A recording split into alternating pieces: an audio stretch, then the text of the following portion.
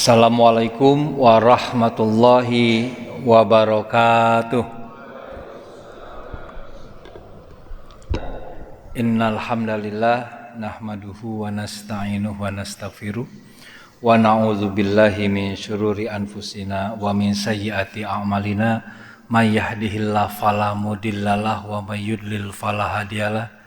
Asyhadu an la ilaha illallah wahdahu la syarikalah wa asyhadu anna Muhammadan abduhu wa rasuluhu la nabiyya ba'dah. Allahumma shalli wa sallim ala sayyidina Muhammad wa ala alihi wa sahbihi ajmain. Segala puji bagi Allah Rabb semesta alam yang telah memberikan kepada kita berbagai macam kenikmatan. Mari sama-sama kita terus bersyukur kepada Allah Subhanahu wa taala atas nikmat yang Allah berikan. Kita bisa bermuajah hari ini, berkumpul di sini sama-sama salat subuh berjamaah dilanjutkan dengan kajian. Mudah-mudahan berkumpulnya kita di sini sebagai tanda dari Allah, kita semua akan berkumpul kembali di surganya nanti. Amin.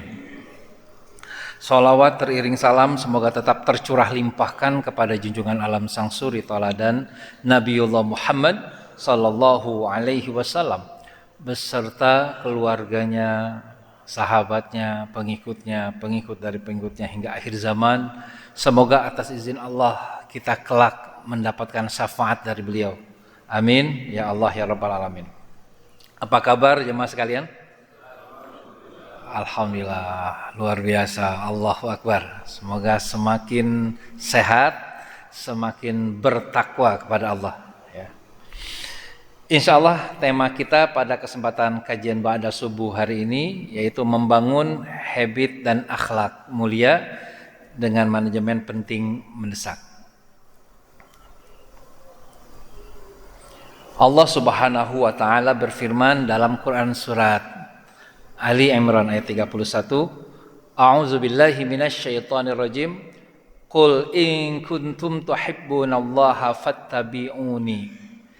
Katakanlah jika kalian mencintai Allah, maka ikutilah aku. Nah, gitu.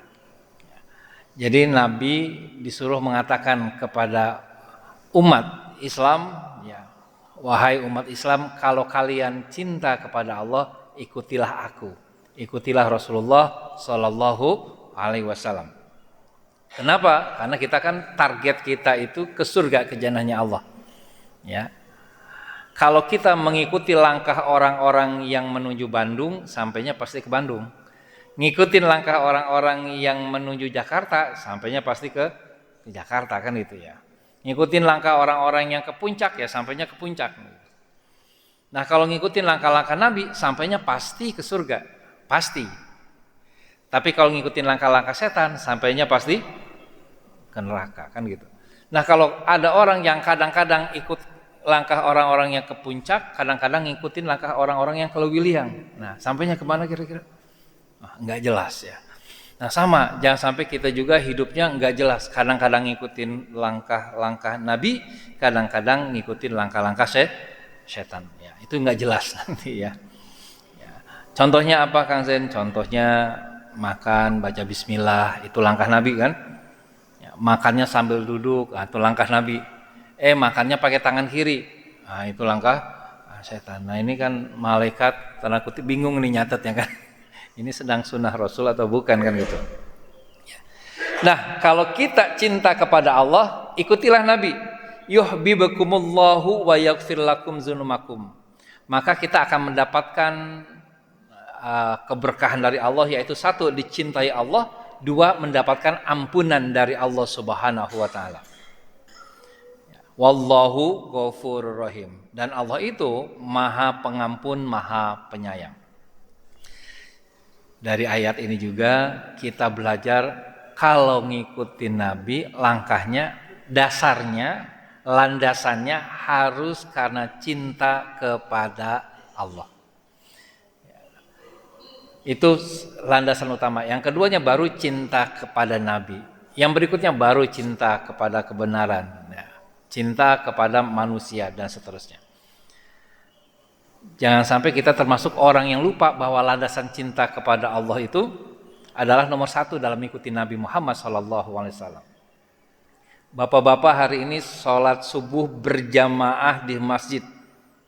Landasannya karena apa?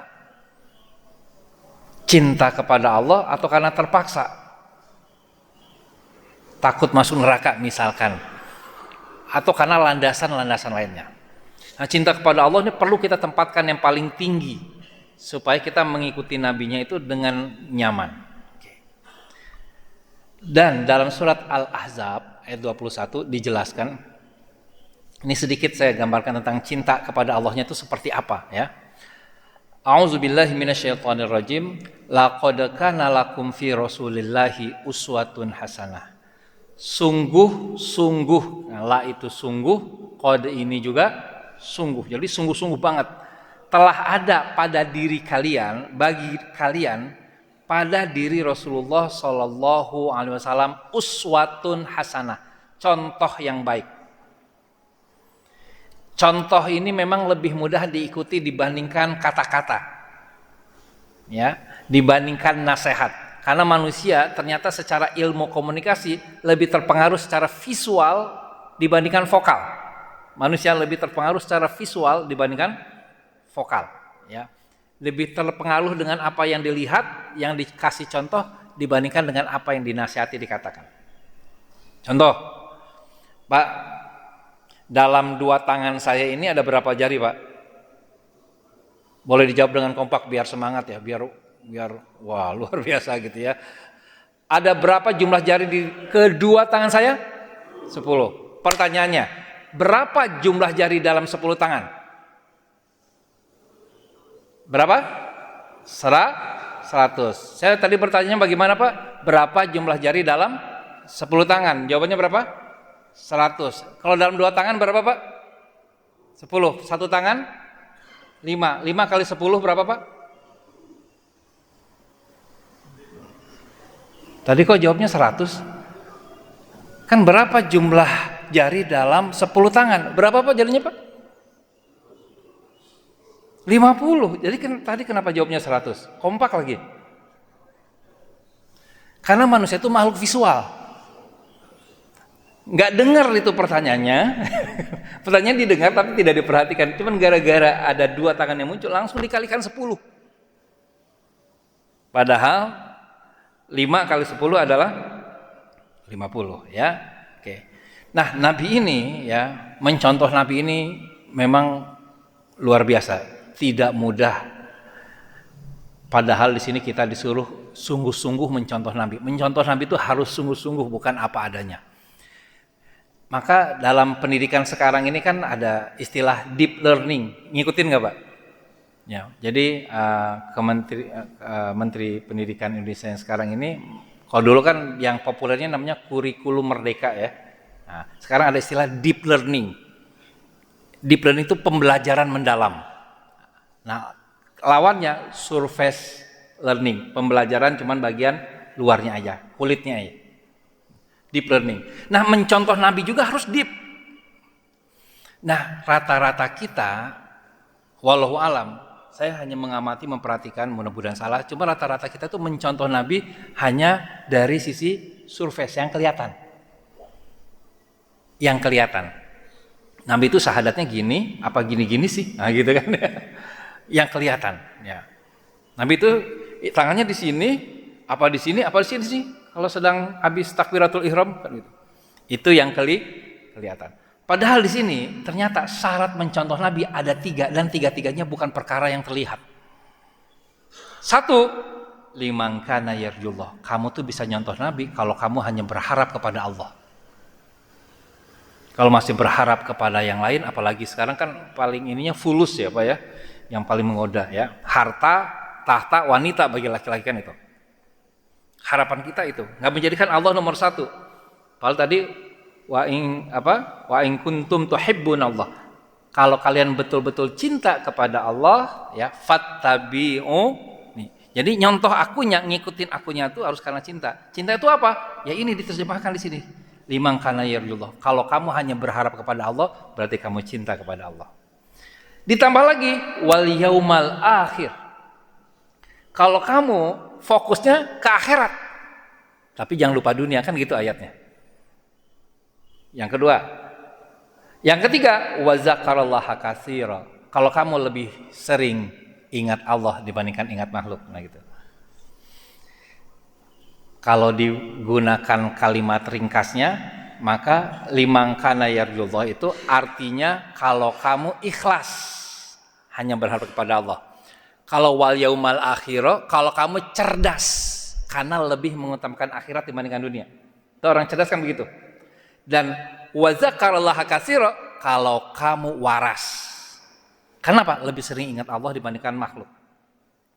Kan ingat Allah hati jadi tenang, ingat makhluk ada dua, kalau nggak senang tegang.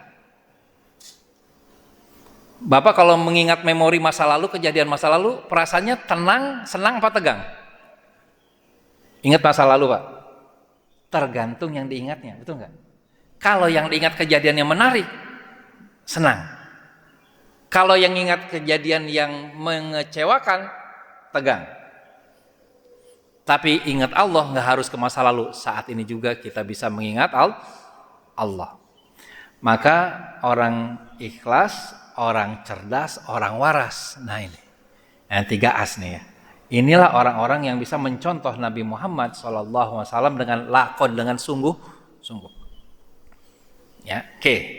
Nah sekarang kita tidak perdalam ke ikhlas cerdas warasnya, tapi perdalam ke contohnya, membangun contoh. Sampai ada hadis Nabi Muhammad SAW bersabda, innama bu'istu liutamimma solihal akhlak. Di hadis yang lain, makarimal akhlak. Ya.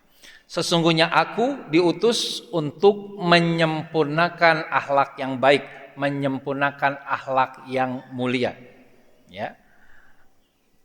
Nah, berarti yang perlu kita lakukan hari ini adalah kalau aku cinta kepada Allah, maka aku harus mencontoh Nabi Muhammad SAW dengan sungguh-sungguh menjadi pribadi yang ikhlas, pribadi yang cerdas, pribadi yang waras, sehingga aku bisa memiliki akhlak yang mulia, akhlak yang baik, kan begitu? Maka tema kita hari ini kan bagaimana membangun habit dan akhlak mulia, cuman pendekatannya agak lebih spesifik dengan manajemen penting mendesak. Ya. Oke. Apa itu habit menurut kamus bahasa Indonesia atau kebiasaan, dan apa itu akhlak menurut Imam Al-Ghazali? Biar kita padankan, ya. Bismillah. Menurut kamus besar bahasa Indonesia, habit adalah sesuatu yang biasa dikerjakan, perilaku yang dilakukan berulang-ulang secara otomatis tanpa melalui proses berpikir, atau pola respon tanggapan terhadap situasi tertentu yang dipelajari secara individu. Oke, ya. Jadi di sini kita melihat kalau orang sudah punya habit, sudah punya kebiasaan, maka ciri-cirinya dia akan melakukan berulang-ulang, nggak mikir lagi gitu.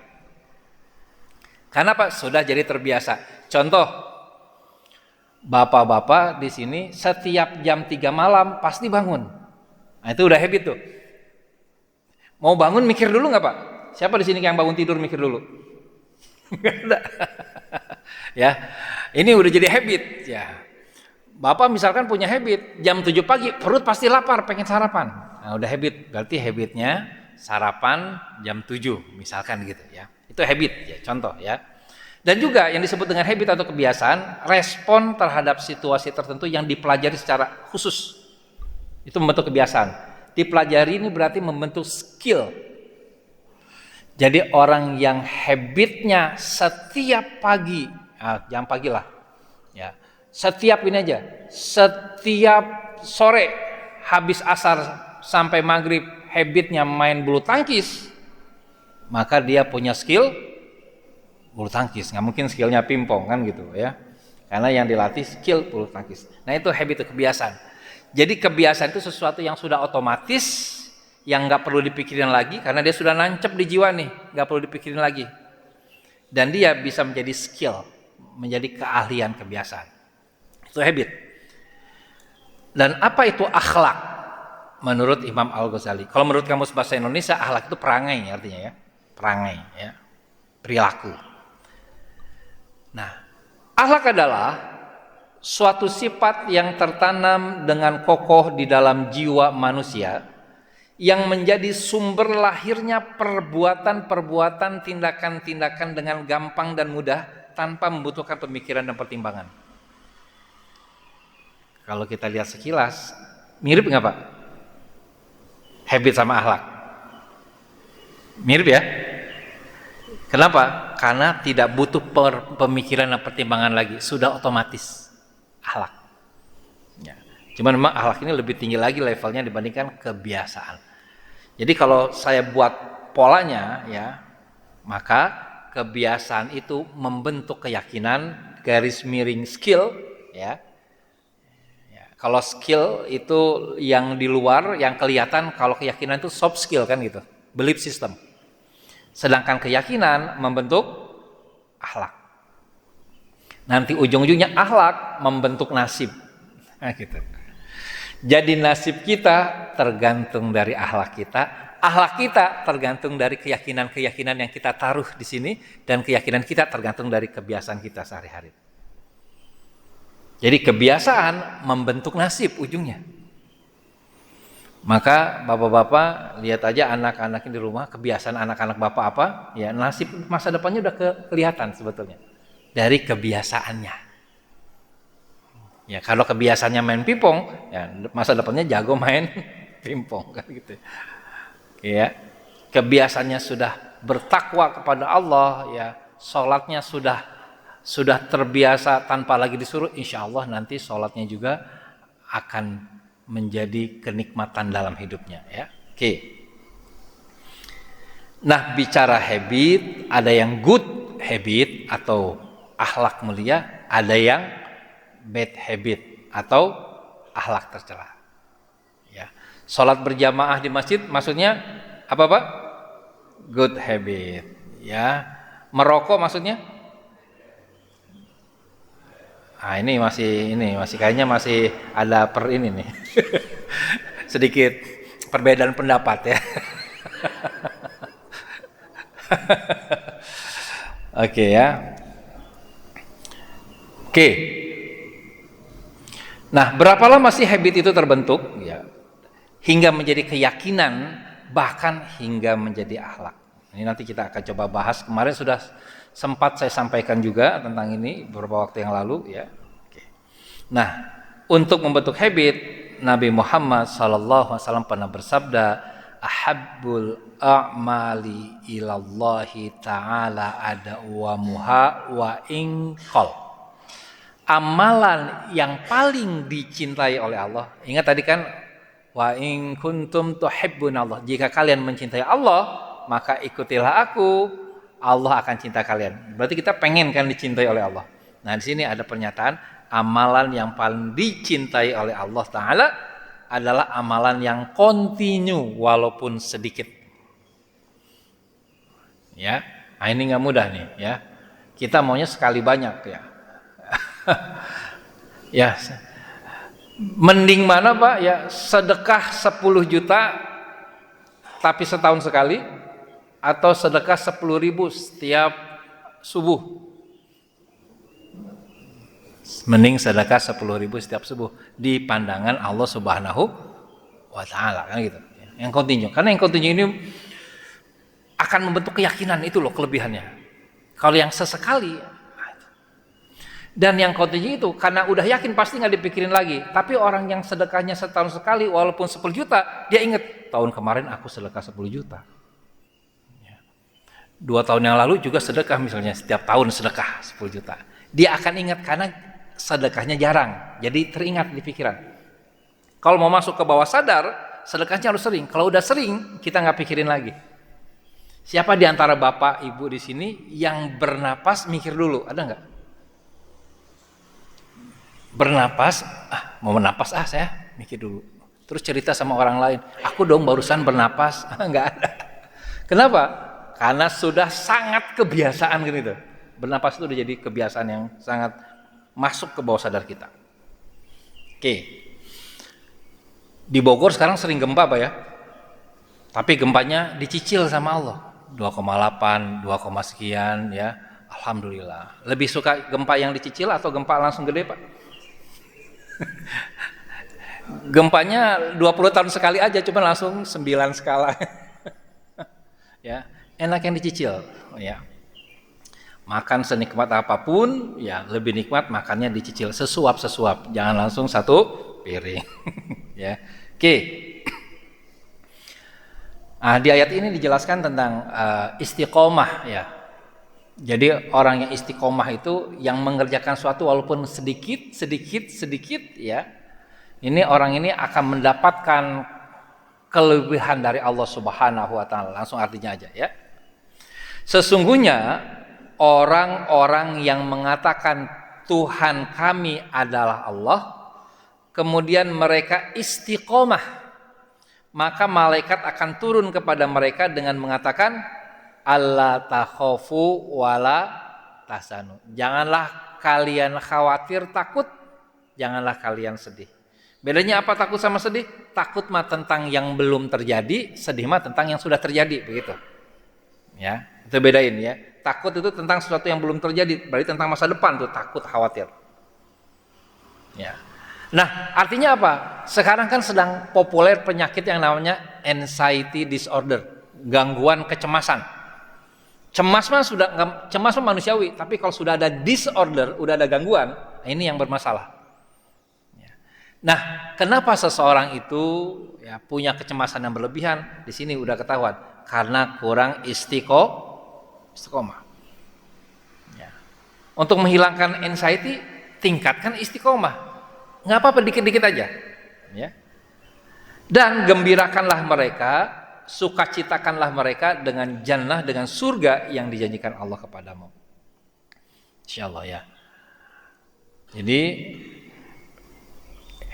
istiqomah kesabaran ini jadi pondasi pertolongan Allah. Makanya di ayat Al-Baqarah 153 termasuk yang di Al-Baqarah ayat 45-nya ini sama ya. Kalau di 45 kan langsung wasta'inu bisabri wassalah, kalau ini ya ayyuhallazina amanus ta'inu bisabri wassalah innallaha ma'as-sabirin.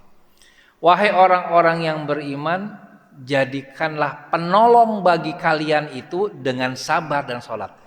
Sabar dulu baru sholat. Sabar inilah yang butuh continue, butuh istiqomah, butuh pelan-pelan. Kalau udah sabar, sholatnya baru benar kan gitu. Makanya makruh orang datang ke masjid berlari-lari karena udah dengar qomat. Makruh. Kenapa? Karena kalau udah gitu sholatnya pasti Allah. Di situ tidak ada kesabaran. Dia ngebut terburu-buru. Nah, di sini nanti mendesak. Maka nanti kita akan belajar membentuk habit dengan pola penting mendesak. Innallaha ma'as-sabirin, sesungguhnya Allah bersama orang-orang yang sabar. Dan Allah itu, mengingat Allah itu tenang. Maka orang yang mengingat Allah Subhanahu wa ta'ala, orangnya pasti tenang, pasti sabar, tidak terburu-buru. Bapak-bapak dulu yang masih sering ngantor, sukanya jalannya santai apa ngebut, Pak? Ke bawa mobil. Sengaja dipepet-pepetin waktunya, Pak ya, biar terburu-buru ya. Nah itu mengapa perintah sabar diletakkan sebelum perintah sholat, sebagai pengundang pertolongan Allah, karena continue dan istiqomah itu bisa dilakukan dengan baik hanya oleh orang yang bersabar. Kang, terus apa sih manfaatnya istiqomah? Nah, jadi dari apa yang tadi sudah dijelaskan, kita bisa tahu nih, manfaat istiqomah dalam bentuk habit dan akhlak itu satu, dicintai Allah karena mengikuti Nabi. Saya yakin semuanya pasti pengen banget dicintai oleh Allah Subhanahu wa ta'ala. Maka bangun sesuatu yang istiqomah. Ya. Bukan sekedar amalan yang sifatnya sesekali. Tapi kalau bicara amalan, di sini mindsetnya tuh bukan amalan lahiriah. Oh, berarti saya mulai hari ini mau istiqomah sedekah. Ya bagus. Mau istiqomah baca Quran setiap jam sekian, walaupun sekedar satu ayat atau sekedar satu halaman. Mau istiqomah sholat duha misalkan ya. Nah, Kita rata-rata kalau udah bilang istiqomah, skill rata-rata yang dipikirkan di sini adalah skill yang sifatnya yang terlihat. Maka kita juga melihat tadi di surat Al-Ahzab 21, ternyata seseorang tuh bisa mencontoh Nabi kalau punya 3 mental ini. 1 apa Pak? Ikhlas. 2 cerdas. 3 waras. Ini 3-tiganya nggak kelihatan nih. Maka skill ini juga butuh latihan. Contoh latihannya apa? Setiap hari saya tidak akan pernah tidur sebelum saya memaafkan orang. Misalkan itu latihannya. Ya. Dan ini ternyata orang yang seperti ini yang ditunjuk oleh Nabi. Fulan dakhalal jannah, si fulan ahli surga. Karena yang dia latih skillnya bukan skill ritual saja, tapi skill spiritual. Skill ini yang perlu kita latih, ya.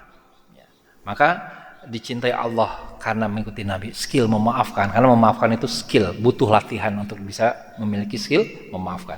Apalagi tadi jarang takut dan sedih karena pertolongan Allah sangat dekat. Nih, kelebihan orang-orang yang istiqomah. Jadi kalau kita masih mudah khawatir, masih mudah trauma dengan masa lalu, masih merasa banyak luka batin, sebetulnya obatnya adalah istiqomah. Apalagi hatinya bahagia, hidupnya terasa ringan karena terbayang surga. Ya. Maka aneh kalau ada orang pengen melatih skill sesuatu merasa berat, ringan. Ya. Apalagi istiqomah itu mengundang husnul khotimah. Istiqomah itu mengundang husnul khotimah. Dan biasanya orang yang istiqomah itu diberikan karomah khusus. Kalau karomahnya kelihatan, namanya skill. Kalau karomahnya nggak kelihatan, nah ini soft skill. Ya, punya soft skill. Misalnya punya karomah, misalnya Pak Agus punya karomah, ya. Setiap orang melihat Pak Agus yang tadinya gelisah langsung tenang. Nah itu ada. Ternyata Pak Agus punya latihan, ya. Setiap hari itu adalah sebelum tidur selalu memaafkan orang-orang yang telah menyakitinya, kan itu. Sehingga ada karomah, dan karomah itu setiap orang biasanya berbeda, walaupun amalannya sama. Biasanya ada perbedaan, ada ciri khasnya. Ya. Oke. Nah, sekarang masuk ke materi intinya, ya. Tadi prolognya tuh, ya. Bagaimana cara membangun habit, kebiasaan hingga menjadi akhlak? Bismillah. Sebab akhlakmu membentuk nasibmu. Informasi, awalnya segala sesuatu dari informasi. Ya.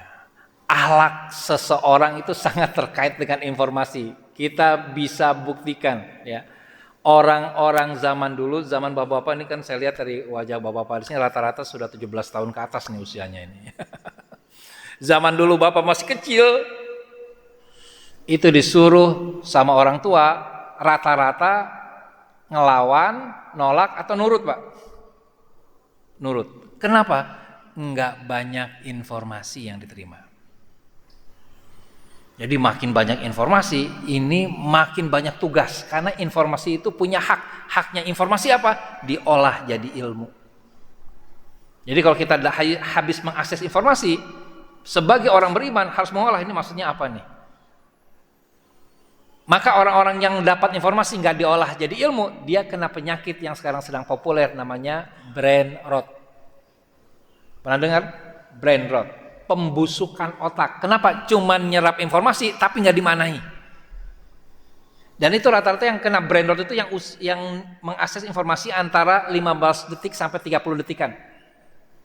Informasi yang kalau kita lihat, kita tersenyum, kita gembira atau kita terharu, ya. Tetapi enggak kita mana di sini. Baru terharu dikit langsung scroll lagi, kan gitu. Scroll lagi. Enggak sempat mengendap jadi ilmu, apalagi sempat diamalin. Maka dikasih ingat cucunya Pak ya, anak-anaknya yang hobi scroll medsos tapi enggak dimanai. Maka kalau scroll medsos, kalau bisa scroll 30 detik, jeda 30 detik, manai dulu gitu. Scroll lagi 30 detik, jeda lagi 30 detik. Dimanain dulu tuh. Ya, kalau bisa begitu tuh. Sehingga otaknya tuh nggak busuk. Kok gitu Kang Zen, teorinya gimana? Karena teorinya ternyata kalau kita sering bersenang-senang dengan scroll medsos, hormon dopamin ini akan membanjiri otak. Ketika hormon dopamin membanjiri otak, kita gembira, lalu dia kena ke PFC, ya, sehingga PFC-nya tuh agak terendam oleh hormon dopamin.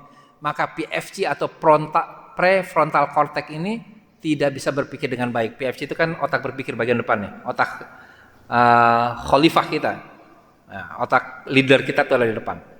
Dan ini tidak bisa berpikir dengan baik karena kitanya terlalu senang, sering bersenang-senang. Maka kan salah satu teknik sales menjual dengan baik itu, ya, karena ternyata orang itu membeli bukan karena pikiran tapi karena emosi.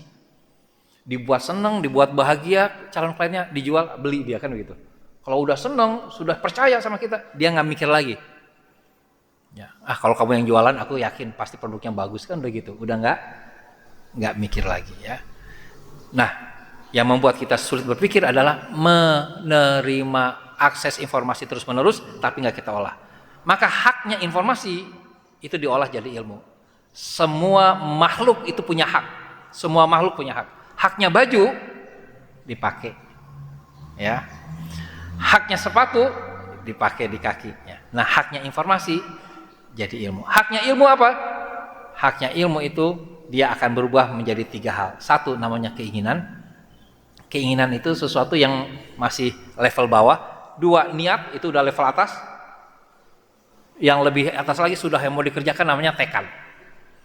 Kalau udah tekad, haknya tekad itu ditawakalkan dan diamalkan. Kan niat itu niat itu haknya diamalkan, tekad itu haknya ditawakalkan. Fa iza azamta fatawakal Allah. Apabila kamu sudah bertekad, bertawakallah kepada Allah.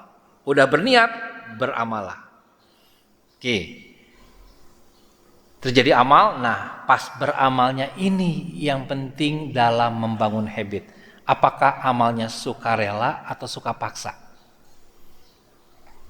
Good habit terbentuk ketika kita melakukannya sukarela. Kadang-kadang di antara kita dulu kan sering dapat nasihat, udah kalau nggak semangat selama itu baik, ayo paksakan. Doanya gimana Pak? Allahumma paksakan, kan gitu ya. Dan ada pepatah mengatakan awalnya terpaksa, ya lama-lama menjadi terbiasa.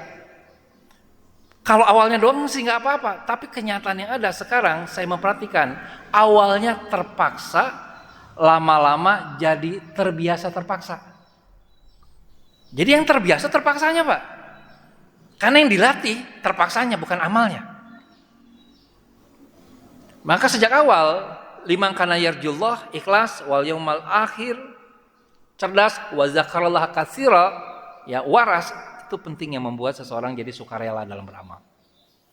Jadi pastikan amalnya sukarela. Kang, saya sudah membentuk habit ini selama 21 hari. Teorinya katanya minimal 21 hari bisa terbangun, tapi kok masih nggak nyaman ya melakukannya. Karena sedang nggak nyaman, dipaksa melakukan.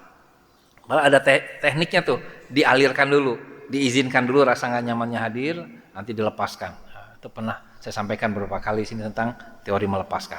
Biar sukarela, bukan suka paksa, ya. Nah, amal ini membentuk kalau kontinu menjadi kebiasaan dan perilaku. Kebiasaan itu namanya habit, perilaku itu behavior. Nah, behavior ini adalah perilaku kebiasaan yang disadari, itu namanya perilaku. Jadi kebiasaan tapi kita menyadari melakukannya. Nah, ini udah bagus, lebih bagus lagi ya. Nah, kebiasaan ini membentuk keyakinan dan akhlak, dan akhlak ini membentuk nasib. So, masa depanmu tergantung dari habitmu. Semakin otomatis, makin kesini nih, makin otomatis sifatnya, semakin gak perlu dipikirin lagi makin kesini. Awalnya kamu yang membentuk habit, akhirnya habitmu lah yang membentuk kehidupanmu. Kebiasaan kecil hasilnya besar. Oke. Semakin ikhlas, cerdas, waras melakukannya setiap fasenya, insya Allah semakin baik dan cepat hasilnya. Tarik nafas dulu. Mudah-mudahan bisa dipahami ya. Oke. Nanti insya Allah materinya dikirim supaya apa? Supaya apa yang didengar hari ini tuh bukan sekedar menjadi informasi, karena harus perlu diolah lagi nih. Ya. Oke. Karena ini sebetulnya kan kalau dijadikan materi kelas ini satu slide ini aja bisa 1 jam kan? Ya, untuk ini kita berapa slide ini ya? Nggak apa-apa, ini insight aja, sekedar percikan-percikan. Nanti perdalam masing-masing. Ya, oke. Kang Zen, gimana agar good habit mudah terbentuk? Nah, gitu. Satu, ya. Ini sekarang kita bicara lahiriahnya juga, ya.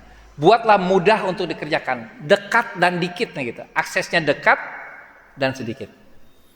Kang Zen, contoh aja ya.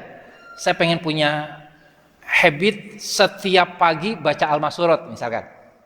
Ya. Sedangkan Al-Masyurat kan yang saya punya kecil-kecil, ini saya simpen karena mau nyari baca di mana ya naruhnya ya. Gimana ya? Bisa mungkin beli langsung 10 Al-Masyurat di kamar taruh 2, di ruang tamu taruh 2, jadi pasti langsung kelihatan. Nah, itu berarti kita sudah membuat Al-Masyurat itu aksesnya dekat sama kita. Kang Sen ribet gitu mas, saya mah download aplikasi aja Al-Masyurat, nanti pas suka tinggal buka handphone, ya gitu ya.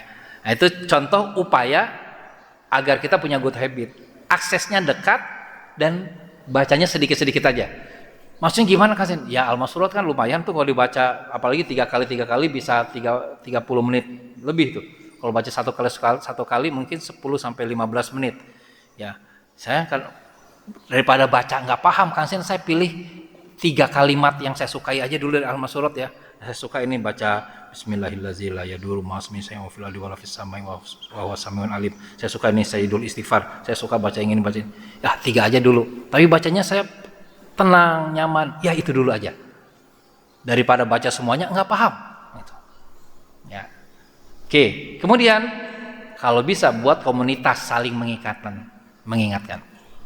Zaman dulu saya ingat ayah saya itu ya, Allahu yarham ya, itu punya komunitas setelah pulang dari haji itu komunitas namanya tahajud call. Di sini juga mungkin pernah mengalami ya, tahajud call. Jadi setiap jam sekian saling telepon, tapi nggak diangkat, sekedar miss call ya.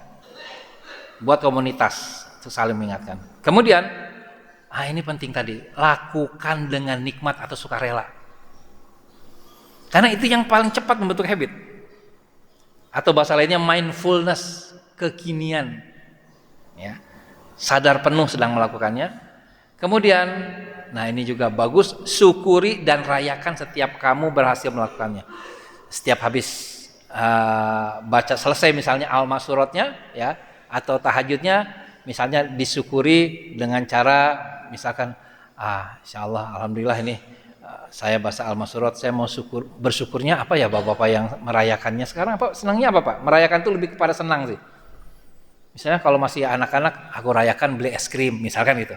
Tapi Bapak masih pada doyan es krim Pak? Doyan juga Pak ya. Nah itu dirayakan ya. Itu untuk memotivasi tambahan saja sebetulnya. Ya. Oke ya. Lama-lama nanti perayaannya juga dikurangi, yang penting bersyukurnya. Nah, sekarang kebalikannya. Gimana agar bad habit mudah terlepas kan gitu? Nah, good habit tadi ini biar terlatih, kalau bad habit mudah terlepas. Pertama, dibalikin aja, buatlah sulit untuk diakses atau dikerjakan.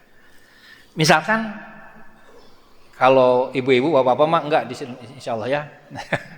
enggak beda. Punya bad habit gosip. Bad habitnya gibah nih ya. Bad habitnya nih kalau ngobrol sama orang pasti bawanya pengen ngegibahin orang lain nih ya. Maka untuk sementara saya menghindari ngobrol sama orang lain sebisa mungkin, nggak ngobrol gitu. Nah, atau misalnya punya bad habit merokok. Ya, misalkan ya punya bad habit merokok. Biar sulit diakses, biasanya saya kalau beli rokok itu langsung 1 dus tuh. Nah sekarang beli rokoknya sebatang-sebatang. Jadi setiap mau merokok ke warung dulu tuh jalan. Itu jadi sulit kan diakses kan, ya. Yang dibuat sulit diakses gitu. Sulit diakses ya. Dan ngerokoknya dikit-dikit, belinya satu-satu aja. Ya. Lagian kan ngerokok 2 batang langsung kan nggak enak juga Pak ya. Ya, dikit-dikit ya. Ya. Buat sulit atau diakses. Oke. Atau misalnya ya, capek nyetoknya. Misalnya kebetulan punya rumah lantai 3, rokoknya disimpan di lantai 3 di lemari paling tinggi. Jadi setiap mau ngerokok naik tangga dulu tuh. Ya, ke lantai 3 misalkan begitu ya. Buat aksesnya sulit ya. Kemudian jauhi orang-orang yang memiliki bad habit yang sama. Jauhi para perokok. Nongkrong sama perokok. Nggak beli sih, tapi kan dikasih, Pak. Nggak beli sih, tapi kan dikasih kalau ngumpulnya sama orang-orang yang ngerokok juga. Ya, tinggal dibalik polanya ya. Kemudian jika pun harus merokok, lakukan dengan niat. Nah ini, dengan niat dan tekad menuntaskannya. Saya pengalaman, saya tuh dulu ya kalau dengar duren tuh wah langsung ngiler, seneng banget sama duren. Ya, dan itu ada sedikit semacam ini nggak beres setiap lihat duren pengen, ini nggak bagus nih. Ya, akhirnya kebetulan dapat duren enak banget. Terus sebelum makan udah coba enak, jangan dulu dimakan. Saya bilang gitu sama istri. Ya, kita niatkan ini untuk menuntaskan keinginan kita. Anggap aja ini duren terakhir kan gitu. Ya. Makan senikmat-nikmatnya, dinikmati makan setiap gigitannya saya nikmati, ya Allah, tuntas.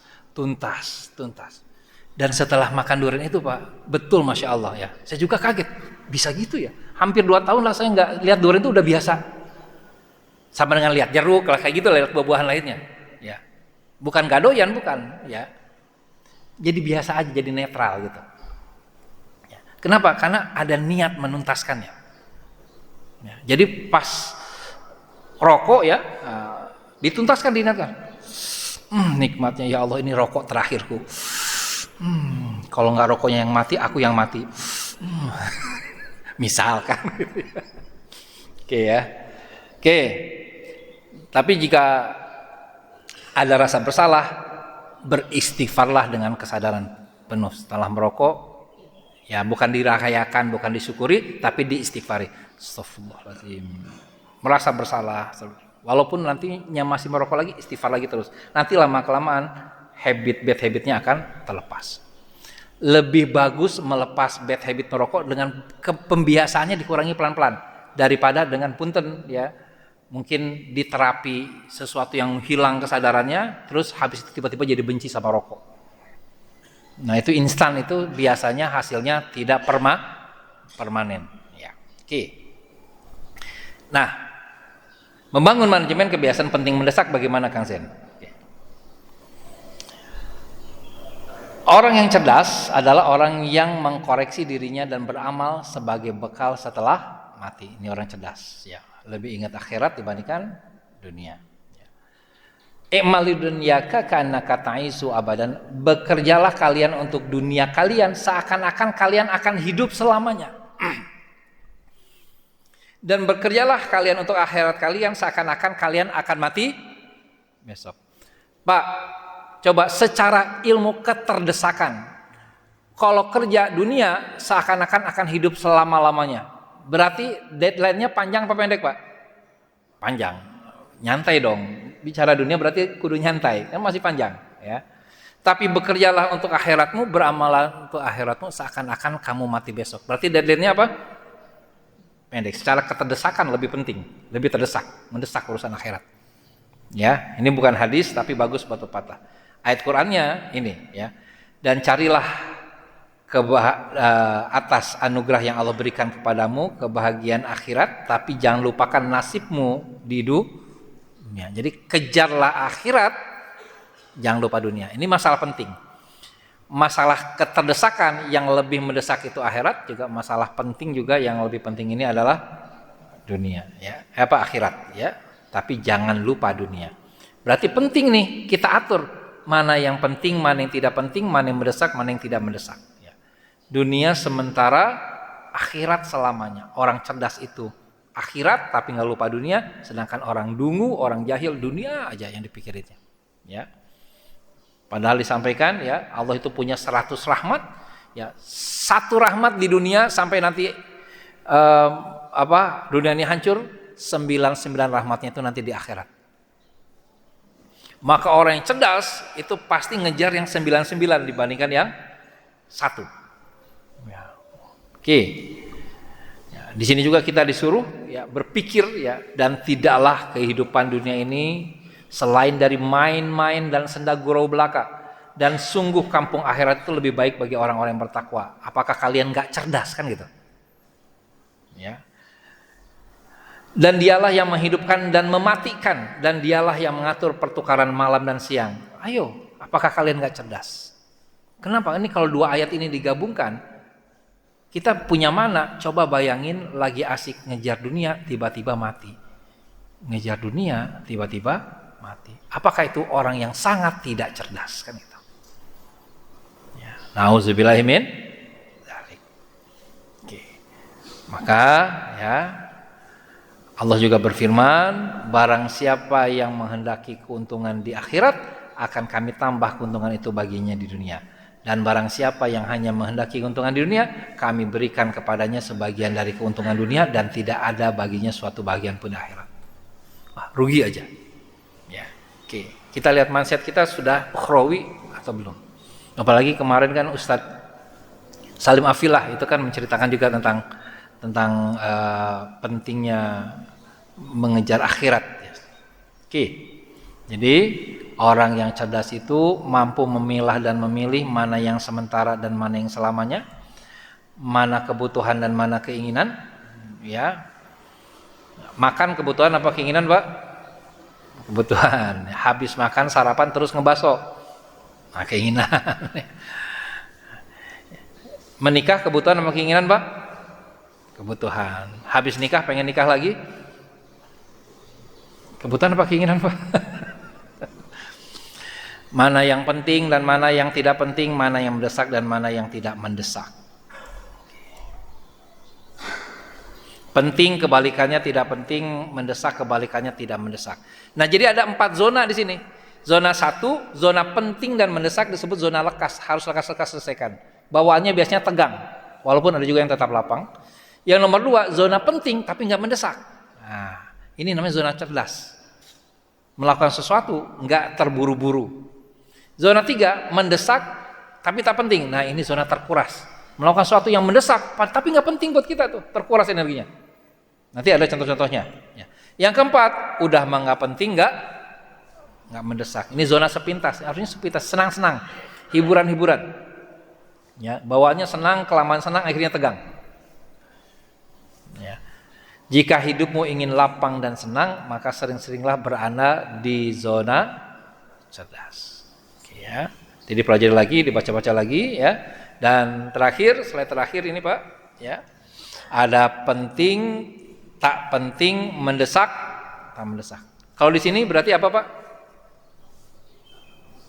Tak penting, tak mendesak. Ini disebut zona sepintas. Bapak hidup di sini 5-10% aja maksimal. Sepintas saja. Contohnya apa? Cek WA atau scroll medsos. Ya. Contoh lain, nyantai atau rebahan.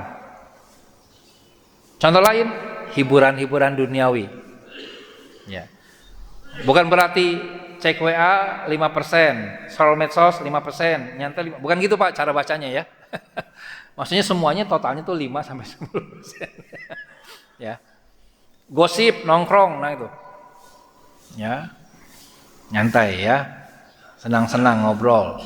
Berbuat dosa, maksiat. Kang Zain kok dikasih ruang buat berbuat dosa? Ya memang ada ruang istighfar, Allah kasih ruang. Contoh nyatanya ketika Ali bin Abi Thalib lihat wanita cantik. Dilihat dulu, lihat. Terus kata Nabi, yang pertama untukmu, kan gitu. Berarti boleh kalau sepintas. Bapak kalau lihat wanita cantik sepintas atau berpintas-pintas, Pak, biasanya, Pak? Sepintas, Pak, ya. Boleh kok, Pak, tenang aja, Pak. Sepintas boleh ya. Nah, maka mindset yang perlu dibangun, aku nikmati sepenuhnya saja di zona ini. Ya. Di zona ini seperlunya saja. Kemudian, ini apa berarti, Pak, ini? Tak penting tapi mendesak. Mendesak tapi nggak penting. Waduh, ini coba ada urusan-urusan mendesak tapi nggak penting. Ini zona terkuras. Energi kita terkuras nih di sini. Contohnya menjawab telepon dari sales atau telepon penipu. Ya. Diladeni panjang lebar, ngobrol ngalor ngidul, ya. Membalas chat di WA grup. Ketika WA grup masuk, langsung balas semuanya. Kalau chat WA grup mah banyak yang bisa membalas, ya. Kita cukup baca sebentar lah, seperlunya, ya. Kemudian membantu seorang pemalas dengan terpaksa atau karena perasaan nggak enak. Akhirnya yang malasnya makin malas, kitanya jadi terpaksa rajinnya, kan gitu. Ini terkuras energi kita. Contoh sedang belajar, sedang melakukan sesuatu yang positif, tiba-tiba ada yang ngajak nongkrong, ngajak basa-basi. Basa-basi juga, Pak. Ini saya merasakan betul basa-basi itu yang menguras energi sangat besar, Pak, salah satunya. Ya. Contoh, ya. Kang Zen, salam ya ke teman-teman di Bogor. Salam ya ke teman-teman di Bogor. Saya bilang iya, saya punya amanah yang sangat berat. Semua teman saya salamin. Ya, ini kadang-kadang ada orang basa-basi itu yang bikin memberatkan hidup orang lain, terkuras energi. Ya, aneh suka gitu, jangan dilakukan. Maka ya kalau saya orang yang udah kenal dekat, maaf saya nggak bisa melakukan itu. Oh kenapa? Temennya kan banyak. Oh ya udah ke ini aja ke keluarga. Keluarga yang mana nih perlu jelas. Kadang-kadang orang itu akhirnya kan, iya keluarga mana, mau ke istri saya, ke anak-anak saya, atau ke ibu saya, ya. Salam ya ke keluarga di Bogor. Kebetulan keluarga saya di Bogor banyak juga. Wah ini tugas lagi nih. Ya. Maka saya kalau nitip salam pun ke orang, kalaupun basa-basi ya, basa-basinya harus belajar sukarela dan jelas. Salam ya ke istri dan anak-anak di rumah, jelas. Jadi kalau anaknya sedang ada di rumah nggak usah disalamin. Ya. Oke ya. Pas dia jawab insya Allah ya itu tugas, jadi tugas. Harus disampaikan karena salam itu harus disampaikan. Jangan sekedar basa-basi ya. Oke. Keinginan kuat yang sifatnya materialistik. Nah, ini juga menguras energi. Udah punya mobil ini, tiba-tiba keluar mobil baru, pengen mobil baru lagi tuh. Ya, yang ini gimana nih? Nah, baru pakai, udah habis energi tuh. Ya, habis energi karena mikirin mobil. Ya. Maka di sini mindset yang perlu kita bangun, saatnya aku berani mengatakan tidak. Di sini berarti zona apa, Pak? Penting dan mendesak. Ini namanya zona lekas tadi. Lakukan dengan lekas. 15-25% di sini. Contohnya apa? Ibadah-ibadah wajib berwaktu. Sholat 5 waktu maksudnya ke sini, Pak. Ya, sholat 5 waktu. Ya. Makanya sholat wajib dengan sholat sunnah pasti banyak sholat sunnah. Betul ya? Ya. Bekerja yang dapat tugas, apalagi udah deadline, atau dulu waktu kuliah ke sekolah punya kebiasaan SKS di sini, sistem kebut semalam. Sama nih yang punya kebiasaan begitu ya. Ya, zona lekas. Buang air kecil atau buang air besar ketika kebelet. Nah, ini masuknya ke sini nih. Ya. Ngebut karena takut telat, sakit yang harus berobat. Nah, ini masuknya ke sini. Kalau kata Nabi, menikahkan anak perempuan. Nah, ini masuk sini nih. Ya. Membayar hutang atau cicilan. Ya. Mengurus jenazah. Nah, di sini responnya aku tanggapi segera dengan tenang. Saya kalau perhatikan, ya kehidupan saya secara pribadi kayaknya banyak di sini nih Pak nih. Di zona lekas, padahal ini tidak bagus. Zona lekas ini banyak zona lekas nih ya. Nah, yang bagus itu kalau kita masuk ke sini. Ya. Penting tidak mendesak. Zona cerdas. 60-70% hidup kita di sini. Apalagi kalau bapak-bapak, masya Allah yang sudah pensiun, ini bisa banget di sini nih. Zona cerdas ini. Maka alhamdulillah insya Allah ya, yang sudah pensiun meninggalnya dalam keadaan cerdas nih. Ibadah-ibadah sunnah atau ibadah wajib yang fleksibel. Ya, ibadah wajib fleksibel ya. Contohnya menuntut ilmu itu kan fleksibel ya. Ya, menuntut ilmu, pergi haji bagi yang mampu. Ya. Menuntut ilmu, berkarya, ya, olahraga, olah napas, ya, olahraganya 2 kali tertulis maaf, istirahat, ya, gitu ya. Beda ya bekerja sama berkarya. Kalau berkarya itu nggak nunggu proyek, kalau bekerja itu nunggu tugas. Gitu. Ya. Bercanda dengan pasangan sendiri ini juga penting Pak. ngomongin yang nggak penting dengan istri itu penting. Ya, jangan sampai sama istri ngomong yang penting-penting. Pas di kantor sering ngomong nggak penting. Jadi nanti rumah terasa kantor, kantor terasa rumah. Bahaya nggak Pak? Bahaya. Nanti istrinya terasanya ada di rumah apa di kantor Pak kalau gitu? Bahaya ya. Ngomongin yang nggak penting dengan istri itu penting. Yang keempat, membuat perencanaan. Yang kelima, mengerjakan tugas jauh hari sebelum deadline. Maka ini adalah investasi waktu untuk kita bertumbuh. Khair. Insyaallah ya sudah lewat waktu syuruk ya. Terima kasih atas perhatiannya. Ada yang mau ditanyakan sebelum di close? Oh, silakan Pak Haji. Waalaikumsalam warahmatullahi wabarakatuh. Ya.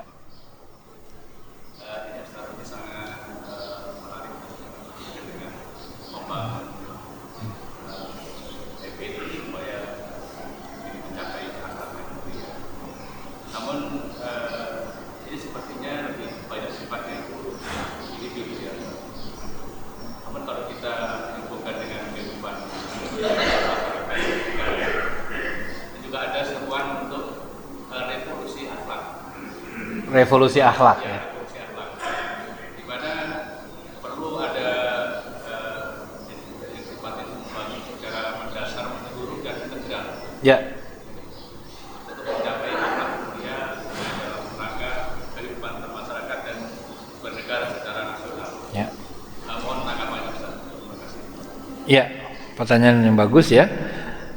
Nah, sebelum mungkin saya jawab tadi ya. Nah, habit kita ini nanti nasib kita ini tergantung dari habit kita. Apakah habit kita ada di kuadran di zona cerdas, di zona sepintas, di zona terkuras, di zona lekas? Nah, ini ada pembahasan lagi sebetulnya kan.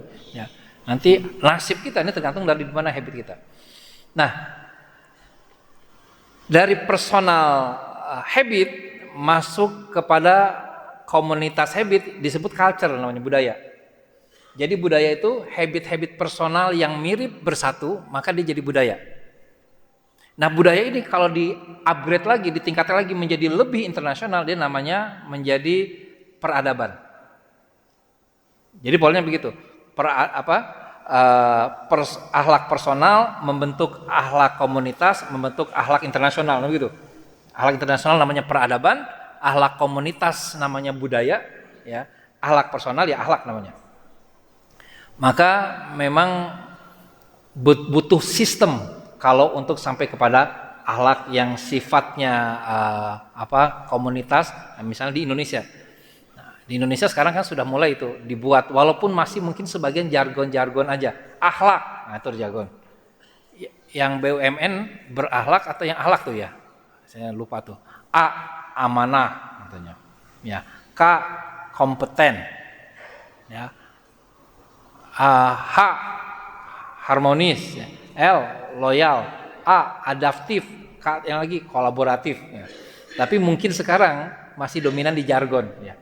Nah, untuk membentuknya memang butuh dari pendidikan awal, tuh informasi tadi, memperbaiki informasi, membatasi informasi-informasi yang nggak penting. Ya, butuh ada polisi ya, polisi yang baik, polisi yang bukan polisi tidur, polisi yang baik, yang bukan hanya di ranah dunia nyata, tapi di dunia maya juga polisinya gitu.